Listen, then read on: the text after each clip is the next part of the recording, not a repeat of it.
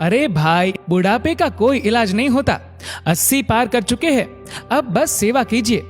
Doctor पिताजी को देखते हुए बोले, डॉक्टर साहब, कोई तो तरीका होगा, साइंस ने बहुत तरक्की कर ली है। शंकर बाबू, मैं अपनी तरफ से दुआ ही कर सकता हूँ, बस आप इन्हें खुश रखिए। इससे बेहतर और कोई दवा नहीं है, और इन्हें लिक्विड पिलाते रहिए जो इन्हें पसंद है। डॉक्टर अपना बैग संभालते हुए मुस्कुराए और बाहर निकल गए। शंकर पिता को लेकर बहुत चिंतित था। उसे लगता ही नहीं था कि पिता के बिना भी कोई जीवन हो सकता है। मां के जाने के बाद अब एकमात्र आशीर्वाद उन्हीं का बचा था। उसे अपने बचपन और जवानी के सारे दिन याद आ रहे थे।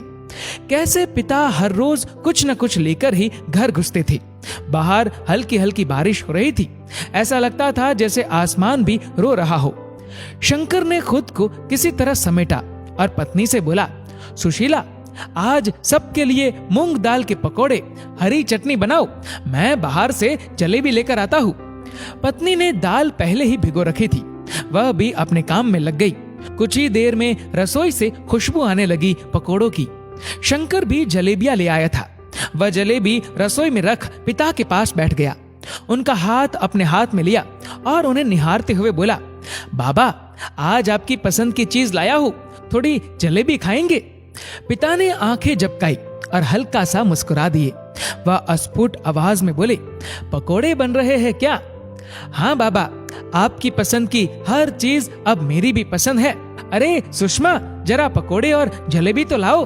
शंकर ने आवाज लगाई। लीजिए बाबूजी, एक और। उसने पकोड़ा हाथ में देते हुए कहा, बस अब पूरा हो गया, पेट भर गया, जरा सी जलेबी दे।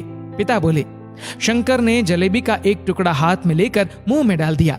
पिता उसे प्यार से देखते रहे।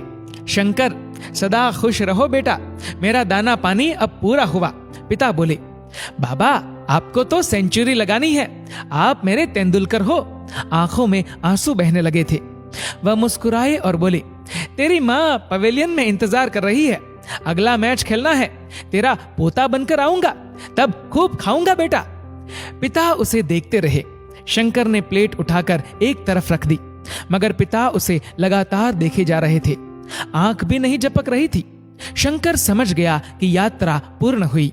तभी उसे ख्याल आया, पिता कहा करते थे, श्राद्ध खाने नहीं आऊंगा कौवा बनकर, जो खिलाना है अभी खिला दे। पत्थर पूजते हैं, मंदिर जाते हैं, पूजा पाठ करवाते हैं और वो सारी चीजें करते हैं जिससे हमें लगता है कि हमारा जीवन धन्य हो जाएगा। लेकिन क्या आप जानते हैं कि ईश्वर आपके पास हमेशा माता पिता के स्वरूप में होता है? बस जरूरी है उन्हें पहचानना। अपनी खुशियों का गला घोटकर हमारी सारी ख्वाहिश पूरी करने वाले माता पिता ही थे जिन्होंने हमें इस समाज में जीने का अधिकार दिलाया। जब वे हमारे लिए इतना कुछ कर सकते हैं तो क्या हम नहीं?